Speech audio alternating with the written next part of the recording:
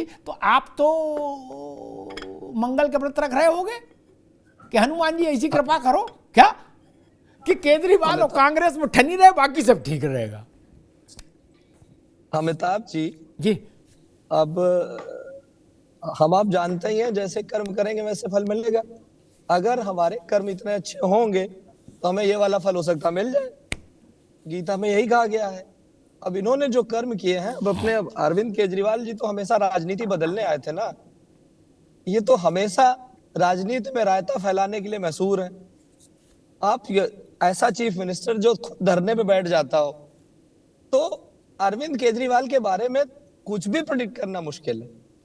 ये कहीं कुछ भी कर सकते हैं, और ये बात सिर्फ हमें ही नहीं, सारे मीडिया वालों को और सारे राजनीतिक दल को पता है। अदरवाइज ये जिस तरीके से अरविंद केजरीवाल को प्रधानमंत्री का पोस्टर बनाना, आपस में सिर्फ उठौल जिस तरह से चल रही है, उससे तो देश की जनता हमारे साथ ही रहने वाली है, इसमें हमें कोई डाउट नहीं है। हाँ, बात यह है कि चूंकि आप कह रहे हैं कि केवल थेथराई करनी है, तो थेथराई में मैं क्या करूं? ये लोग लड़े मरे, हमें क्या करना है? हम तो सरकार चला ही लेंगे 24 में। मोदी जी जब तक हैं, देखिए देश में 24 में नेता एक मोदी, निशान एक कमल, तीसरे नंबर पे जनता, बाकी सब भूल जाइए, यही होने वाला है। अभी जिस तरीके से ठीक, अरे ठीक, एक मिनट मशकूर भाई, एक मिनट, उनकी बात कंप्लीट हो जाए, बात आते हैं। अरे गठबंधन बने तो ठीक, अच्छा रुकिए, एक मिनट अमिताभ जी, एक मिनट मशकूर भाई, उनकी बात कंप्लीट। अरे भाई मशरूल भाई, सुन तो लीजिए। अगर आप ये देखिए, आपका गठबंधन बनाने का क्या कारण है? मोदी हटाओ, ये आपका रीजन है। भारतीय जनता पार्टी में मोदी जी कह रहे हैं देश को 5वीं इकोनॉमी से 3री इकोनॉमी बनाओ। फर्क नहीं है, देश की जनता समझ रही है। अरे तीसरे नंबर, अरे साहब, आप वही है ना जिन्होंने, अरे साहब आपका कुछ नहीं हो सकता, कांग्रेस आपका कुछ नहीं हो सकता। अभी जिस तरीके से गीता प्रेस के अगेंस्ट आप बोले हैं, जिस तरीके से देश की संस्कृति के खिलाफ आप बोले हैं, आप बताइए गीता प्रेस को जो अवार्ड दिया जा रहा है उसका अगर आप विरोध कर रहे हैं और उसके बाद उम्मीद करते हैं कि देश की जनता, हिंदुस्तान की जनता कांग्रेस के साथ पार्टी का, कांग्रेस का आप याद रखिए इस बात हो सकता। तो आप लोग में भी हम लोग हिंदुस्तान का विरोध करते हैं, गीता का विरोध करते हैं, गीता को टेररिस्ट बनाने की कोशिश करते हैं, हिंदू आतंकवाद की बात करते हैं, और आप ऊपर से कहते हैं आप हिंदुस्तान में सत्ता लाएंगे। अरे कुछ नहीं हो सकता आपका, आप जो बोलेगा ठीक है, बात कर किया आगे आएगा। गीता कर रहा है, समझे? और यही अगर आप यही बात कर रहे हो तो ये बताओ ना कि चमन लाल कौन है? चमन लाल कौन है? आरएसएस का कार्यकर्ता है ना, पाकिस्तानी जासूस था ना। ये बताओ ध्रुव सक्सेना कौन है? पाकिस्तानी जासूस ध्रुव सक्सेना कौन है? बीजेपी का कार्यकर्ता था, कौन है भाई? वैसे तो आप जाओ निकाल करके देखो डॉक्यूमेंट, पाकिस्तानी जासूस था वो कौन है? बीजेपी का अध्यक्ष था। अच्छा एक मिनट, दोनों को रोकूंगा। जहां हम मशहूर अहमद, अभी रुकना होगा, आ रहा हूं वकील साहब, आप ही बस भास्कर जी, जहां हम अपनी लड़के लड़की की शादी करते हैं तो जब से मन में विचार भी बना लेते हैं, इस बात से मनोज जी भी सहमत होंगे, हालांकि ऑन स्क्रीन वो मेरी बात से कम सहमत होंगे, इससे सहमत होंगे, ये मन बना लेते हैं कि भाई दोनों लोग एक दूसरे परिवार के सम्मान का ख्याल रखेंगे क्योंकि इनके यहाँ रिश्ता जोड़ना चाहते हैं। ठीक, ये लोक जीवन है भारत का, इससे तो रजनीश जी भी इनकार नहीं कर सकते और मशकूर जी भी नहीं कर सकते। पटना की अति महत्वपूर्ण बैठक से 3 दिन पहले या 4 दिन पहले जयपुर में आम आदमी पार्टी के मुखिया ने कहा मंच से, माइक पे, कान में नहीं, ट्विटर पे नहीं, किस आदमी के लिए? जो आदमी कल खड़गे की जगह कांग्रेस का प्रेसिडेंट होने जा रहा था, इतना बुजुर्ग करना, राजस्थान के मुख्यमंत्री गहलोत के लिए। क्या कि नीच हरकत करता है, ये कायर है, ऐसा बोल के रिश्ता किया जाता है? रजनीश जी, जहां रिश्ता करना है, कोई रास्ता निकालना है, तो वहां उसको बड़े बूढ़ों को नीच और कायर तो बोल के, वो भी मंच से। मान लो आप गहलोत जी से मिलने जाते तब बोल लेते कमरे में बंद कर में, तो भी बात समझ में आती। माइक पे बोल रहे हो और फिर कह रहे हो कि ऐसा नहीं वैसा, वैसा नहीं ऐसा। वहां तो किसी पत्रकार ने सवाल नहीं पूछा था, वहां अरविंद जी भाषण में बोले थे कि नीच। देखिए दो तीन बात आप समझिए। जी। देखिए आप लोग तत्वों को तोड़ मरोड़ के पेश करने के लिए सारे मीडिया कर्मी जाने जाते हैं, उनकी मंशा को ऐसे नहीं है। नीच बोला था कि नहीं? नीच हरकत बोली थी कि नहीं? उतनी बात बताओ। नीच हरकत गहलोत के लिए बोली थी कि नहीं? जब जाके राजस्थान में बातें हो रही है तो राजस्थान के हितों की बातें करना। अरे भाई टीवी पर देखो चल रहा है। केजरीवाल कह रहे हैं ये नीच हरकत आपको नहीं करनी पड़ती, ये बोला ना, ये केजरीवाल जी हैं। सुनो मेरे साथ ये नहीं थे रजनीश। नो, सुनिए, तथ्य को देखिए, तथ्य से बिना भागे जवाब दीजिए। ये सुनिए, केजरीवाल जी सामने दिख रहे हैं, ठीक? नीच हरकत बोल रहे हैं कि नहीं, इतना ही सा सवाल है। देखिए उसका मतलब क्या होता है? अरे मतलब आप बताओगे अरविंद केजरीवाल का? अरविंद केजरीवाल खुद नहीं बता सकते। उन्होंने कुछ भी गलत नहीं बोला। जो बोला वहाँ पे वहाँ की परिस्थितियों को देखिए, वहाँ की जो सरकार की। ठीक है, मशकूर अहमद, आम आदमी पार्टी कह रही है अरविंद केजरीवाल ने कुछ नहीं गलत बोला, इसका मतलब गहलोत नीच हरकत करते हैं, कायर हैं, डरपोक हैं। क्या वो करे? वहां जो बोला बिल्कुल सही बोला, सच बोला। अब अमिताभ जी, आपका कहना सही है कि अगर कहीं रिश्ता करना होता है तो कुछ 19-20 होता है तो उसको आदमी नजरअंदाज करके चलता है और आगे बातचीत के लिए समन्वय बनाता है। इस तरह की जो बयानबाजी है वो कहीं भी किसी भी तरह से जो है शोभा नहीं देती है। और अगर कोई मन में डरपोक, कायर और नीच, तीन शब्द ध्यान से सुन लीजिए। डरपोक, कायर और नीच, ये तीन शब्द इस्तेमाल किए थे। अशोभनीय चीज है, ठीक है। और अगर कोई आपके मन में कोई ऐसी बात है तो आप मिलकर बैठ के बातचीत करके इस मसले का हल कर सकते हैं। मैंने इससे पहले भी आपसे एक बात कही थी कि चूंकि 18-19 पार्टियां हैं, ठीक है, सबके अपने अपने एजेंडे हैं, सबकी अपनी अपनी परिस्थिति है, सबकी अपनी अपनी प्रायोरिटी है। इसी को मिनिमाइज करने के लिए कॉमन मिनिमम प्रोग्राम के तहत कैसे काम किया जाए, ये बैठक कल इसीलिए बुलाई गई है।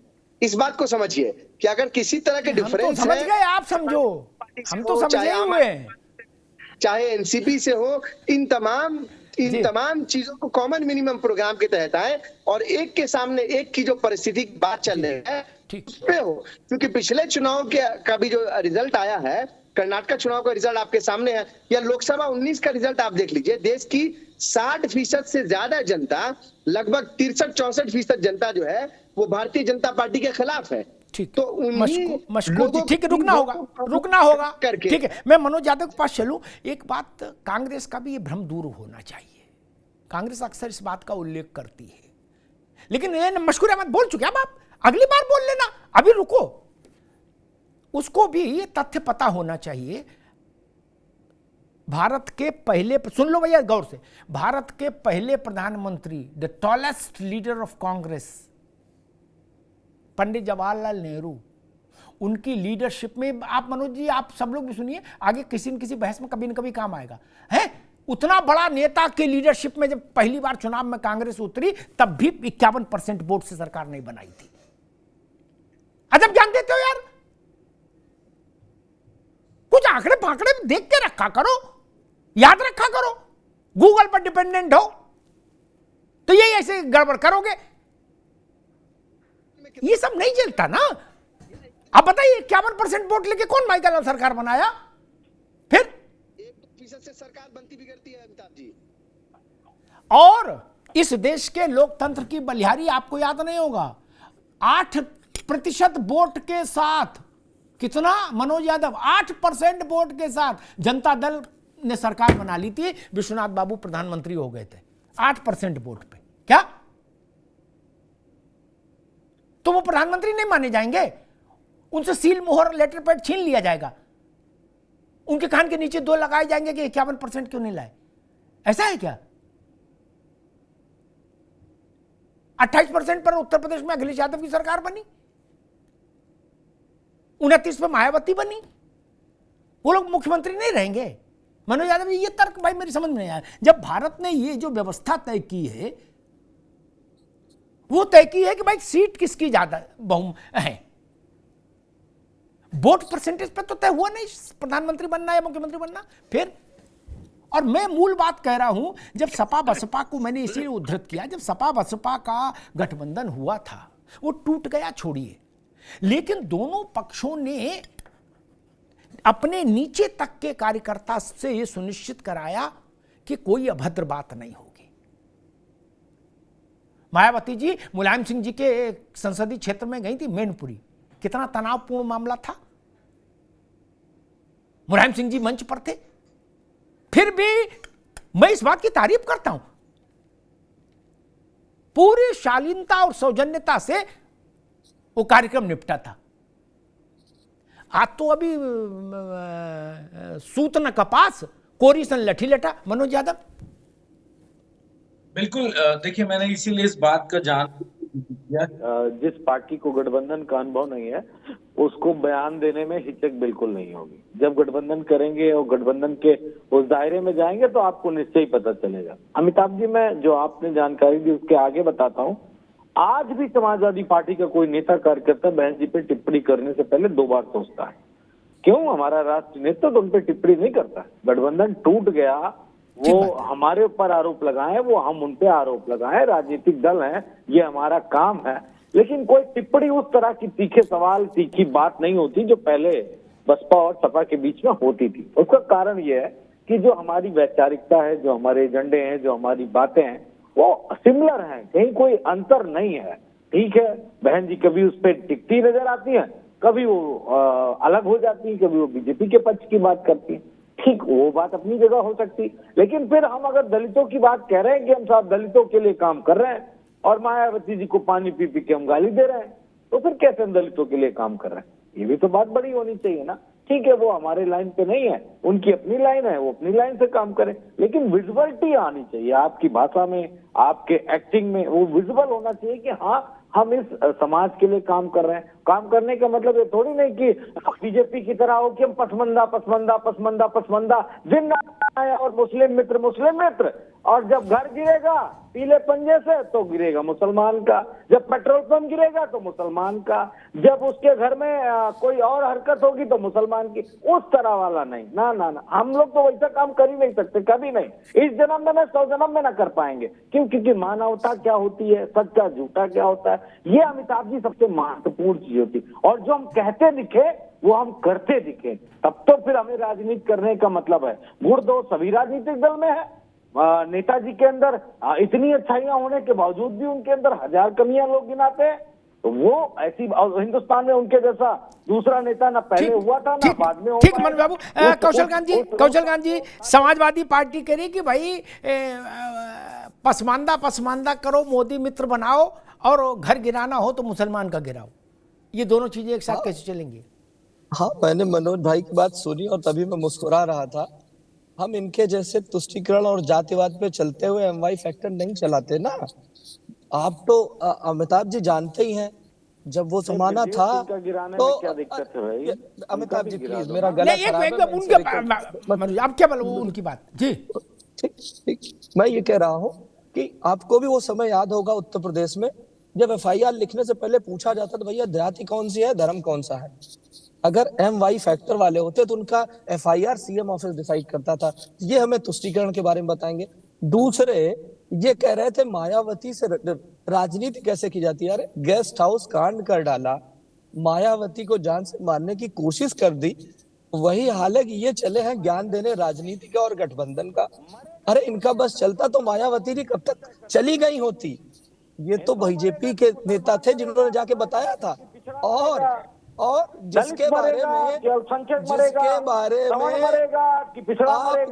तो आप ही तय करते हो ना। अपराधियों में आप लोग अपराधियों में धर्म खोज रहे हैं, जाति खोज रहे हैं, आतंकवादियों को कोर्ट के थ्रू रिलीफ देने की कोशिश कर रहे हैं।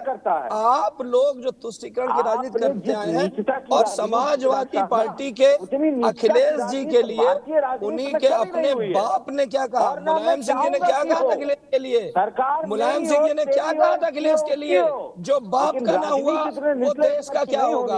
अरे जो बाप का क्या ना हुआ तो वो सवाल देश का क्या उठेंगे, होगा? सवाल पूछे जो जाएंगे। बाप का ना हुआ आपको वो देश का गठबंधन से क्या क्यों नहीं होगा? लगता है भाई? प्रदेश का क्या हम होगा? करें, आप हम लोग 10 जो पार्टी है से करें, हम 20 पार्टी से करें, आपको क्यों दर्द होता है?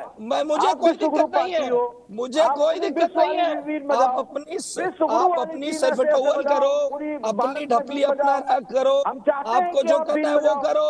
आपको अरे गठबंधन भैया की क्या आप जरूरत है? वही आपका तो राजपथ वही पर हाल कैरेट है, लटका के दिखा मिडकी रहे हो, चली नाल बढ़ावे। कहीं अकाली समाजवादी दल को कैरेट पार्टी लटका का रहे हो। देश अरे की विश्वगुरु राजनीति साहब में हैं वही आप हाल ना। है, मिडकी चली हाँ। नाल बढ़ावे। ये अरे मिडकी बहुत नाल कह रहे बढ़ाएगी थे, तो वही मोदी होगा। जी बहुत है, एकदम अच्छा सही दोनों है। लोग रुके, दोनों लोग रुके, भाई भाई राजपथ आपस में पर आपस लगा में दिया। इतना इतना इतना का संघर्ष मत करिए।